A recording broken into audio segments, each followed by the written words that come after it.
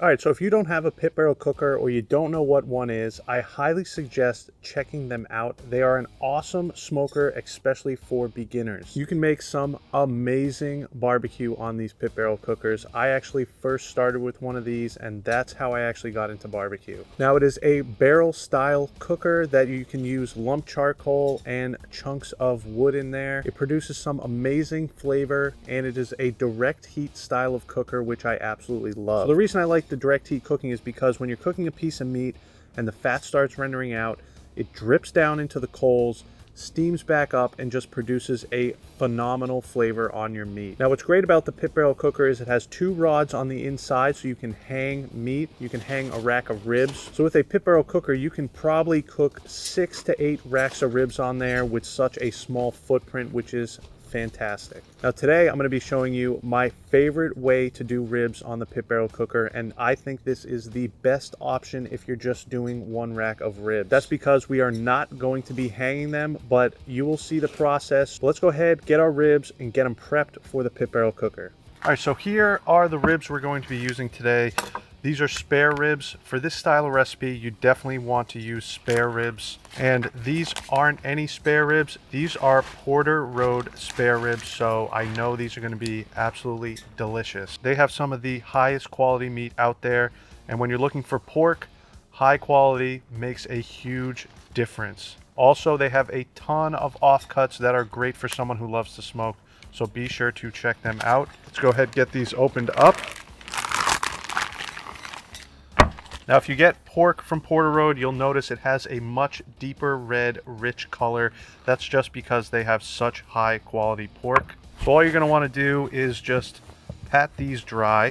And for the most part, Porter Road does a fantastic job with their trimming. Most of the cuts of meat you get are not going to need much trimming at all. So the only thing I see really with these that I want to do is kind of trim some of this end off where it's a little smaller. So I'm going to find that last bone, just cut right through, and I will save that and cook it later. Now, usually there's a little bit of a flat meat here. Like I said, Porter Road does a great job of trimming, so they've already gone ahead and removed that. But these look pretty good. Very happy with these. They have a nice shape to them. You can see this beautiful marbling we have throughout this meat. Let's get these flipped over. This membrane here, if you have watched my videos, you know I like to leave the membrane on. If you cook these right, you're not going to notice it, and I think it does a great job of leaving all this fat in here. Especially with a direct heat style of cooker, this will render down fine, so don't even bother wasting your time trying to get it removed. So these are all set. Let's go ahead and get these seasoned up. Here I have a mix of salt, chili powder, paprika, and garlic powder. Almost about equal amounts. The only thing I want to add to this seasoning is some black pepper. And again, probably around the same amount as the other seasonings. We'll go ahead and get this mixed up. And I do want to add a little more black pepper. Alright, so we'll go ahead and season this bottom side first. And I can see that this is pretty salt heavy already, so I just don't want to go too heavy with this seasoning right now. So let's do a little light coating. It's pretty good like that. Let's get this flipped over and season this top side. And again, I can see there's a good amount of salt in here. Probably should have went a little lighter on the salt. Or what I like to do sometimes is don't add salt to the seasoning at all and do it separately, so you make sure you don't over salt the meat. With the bigger cuts of meat, it's not too big a deal, but with a rack of ribs, you can get them over salted pretty easily. Now I just want to get the edges here. And we're going to be adding more flavor to this later with a mop sauce, so I'm not too worried about getting too much seasoning on here. That looks pretty good like that. And like I said, we're going to be using the pit barrel cooker today. Now, I've already gone ahead, heated it up. You can see behind me over here. And in the pit barrel today, I'm going to be using some lump charcoal. I like using the lump in my pit barrel cooker. If you want to just use briquettes, that's fine as well. But let's go ahead, throw this on the pit barrel. All right, so like I said, I already got this heated up. You can see it's nice and hot. You're going to want the grate in there because, like I said, we're not hanging these. So we're going to take these ribs and just throw them right down on the grate like so. Then make sure you get your rods back in. Even though we're not using them to hang, these are used to regulate temperature in the barrel.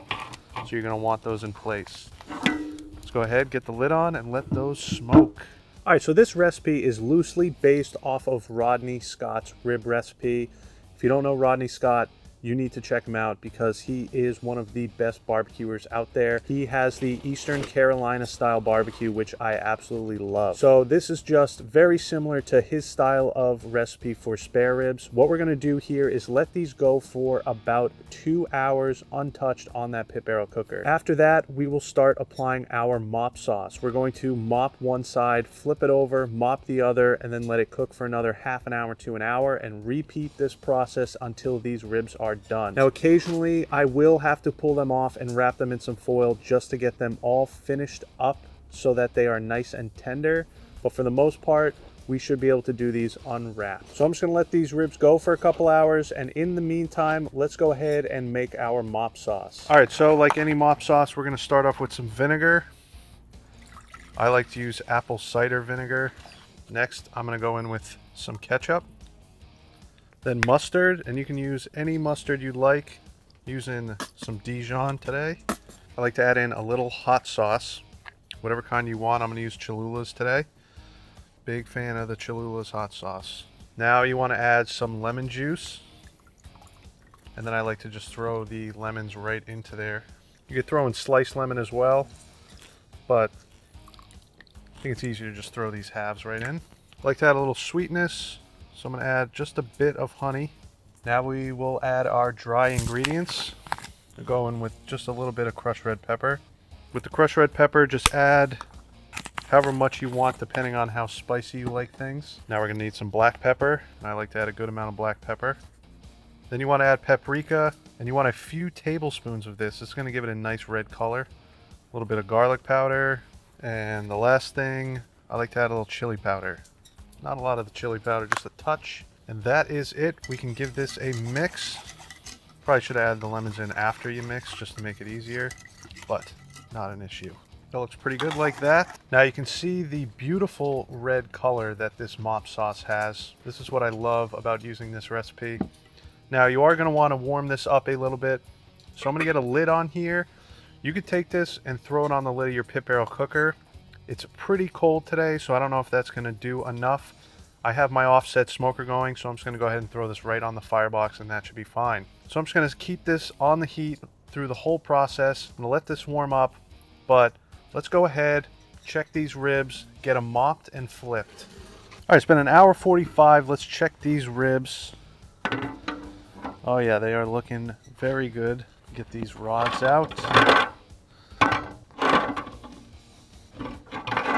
All right, so these are smaller rack of ribs, so they're probably going to cook a little bit quicker, but check those out. Very nice. See the bottom side is coming along nicely. Let's get those back. And before I mop them, I'm going to just check them with a temperature probe for tenderness, and I feel pretty good already. You know what? These are already at 200 degrees. These might actually be finished already. Surprisingly, very small rack of ribs, but what I'm gonna do is give them a mop. And I kind of thought these might cook a little quicker because they were small. I didn't think they'd cook this fast though, but they feel super tender already, and I don't want them to get too overcooked. So what I'm gonna do is mop these up, and this is gonna help cool them off a little bit too. Then I'm gonna get them flipped over, and then I'm going to mop this other side.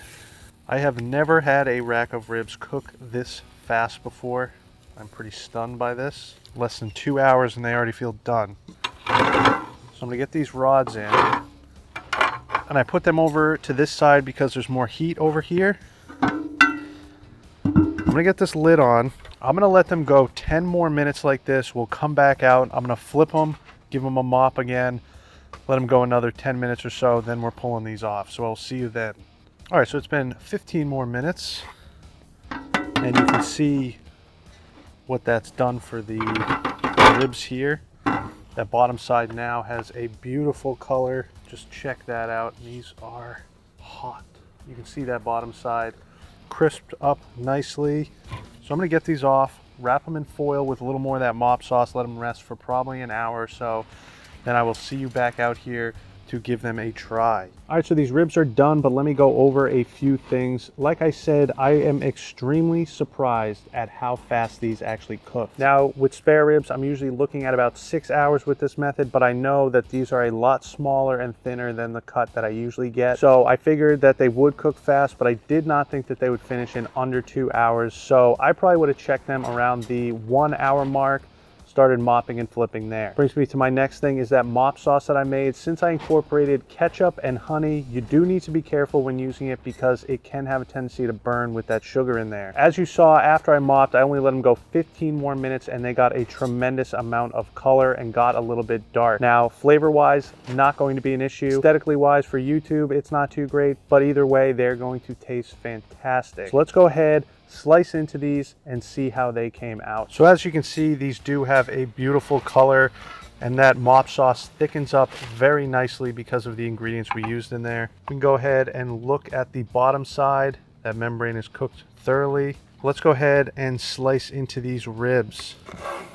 All right, so a lot of times with the ribs, I like to flip them over and cut them because I can easily see where the bones are at sometimes. You can see they definitely are tender. Like I said, these cooked a lot faster than I expected them to. Let's go ahead and flip these back over. But it's still a nice, juicy rib. Not much meat on there. Again, that is why they cook so fast. Give it a try and see how it came out. So good. That mop sauce really does it for me. I love that vinegar bite to it.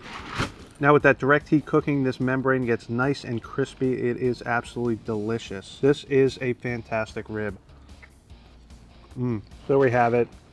This is why it is my favorite way to cook ribs on the pit barrel cooker. And another reason these are so good is because they are Porter Road ribs.